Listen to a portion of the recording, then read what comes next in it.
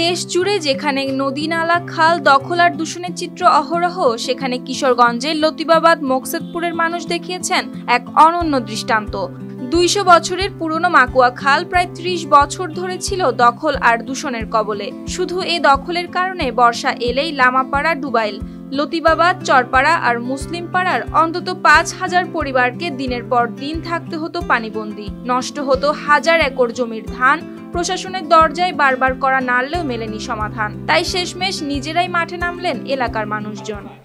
প্রায় 2 কিলোমিটারের উপর একটা খাল, যে খালটা আজ থেকে প্রায় 200 বছর যাবৎ নকশায় অঙ্কিত, কিন্তু এই খালটা পানিবন্দী হওয়ার কারণে আমাদের মাকড়বিলের প্রায় 2000 একর জমি এটি আপনার ফসল পানিতে প্লাবিত হয়ে যায়। আমরা ফসল করে তুলতে পারি না। আমরা আশা করি এই খালটি উদ্ধার হলে আমরা অনেক উপকৃত হব, অনেক পানিবন্দী থেকে আমরা রেহাই পাবো।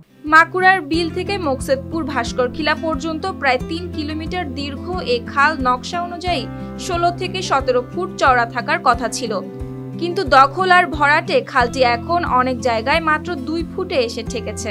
অপরিকল্পিত ছোট ছোট কালভার্টও পানির স্বাভাবিক গতি বন্ধ করে দিয়েছে। শেষমেশ স্থানীয় জনপ্রতিনিধির নেতৃত্বে শুরু হয় খাল উদ্ধার ও খনন অভিযান। পরে আমরা কাল বড় হয়ে গেছে, আমরা 3 ফসলে ফসল আছি, আমরা 3 ফসলে ফসল করতে পারি না। আমরা বাড়ি লাগানো হয়ে গেছে, একটা ফসল করতে পারি, এছাড়া আমরা ফসল করতে পারি না। ফার্স্ট গ্রামের লোকে উদ্যোগ নিয়েছি যে আমরা এটা কাল কুদন করবো, কুদন করে আমরা নিজেরা একবার 3 বারের ফসল করবো। চেয়ারম্যান জানিয়েছেন টানা 10 দিন ধরে চলমান এই কাজে প্রয়োজন প্রায় 5 লাখ টাকা, যা তিনি নিজ উদ্যোগে ব্যয় করছেন।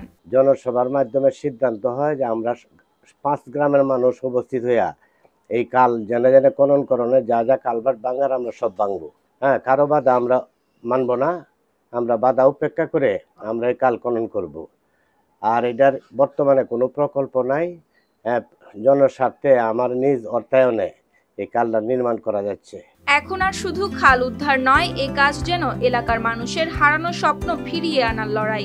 নদী গবেষকদের মতে কিশোরগঞ্জের এই উদ্যোগ দেশের অন্য এলাকাকেও অনুপ্রাণিত করবে নদী খাল রক্ষার কাজে। সবখানি যখন আসলে দখলে আক্রান্ত হচ্ছে, দূষণ হচ্ছে, সেখানে এসে এলাকাবাসী মিলে এই মোকসেদপুরের এই খালটিকে, একটা দীর্ঘ প্রায় 3 কিলোমিটার খাল, আমি এখানে ঘুরে দেখেছি, এদের সঙ্গে কথা বলেছি স্থানীয়দের সঙ্গে, তারা একটা অনন্য নদী স্থাপন করছেন। কোনো রাষ্ট্রীয় পৃষ্ঠপোষকতা নয়, সম্পূর্ণ এলাকাবাসীর নিজস্ব উদ্যোগে, এবং আমি শুনেছি যে স্থানীয় জনপ্রতিনিধি তার নেতৃত্বে এটি উদ্ধার হচ্ছে।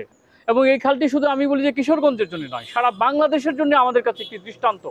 আমি বলি যে এর মধ্য থেকে শিক্ষা নিয়ে আমাদের বাংলাদেশের নানান জায়গায় এই ধরনের উদ্যোগ আসলে এলাকাবাসী স্ব-উদ্যোগে তারা নিতে পারেন। এদিকে স্থানীয়দের আশা এবার অন্তত বাঁচবে তাদের ঘরবাড়ি আর ফসল, আর পুরো খালটি উদ্ধার হলে ফিরবে এলাকার প্রাণ।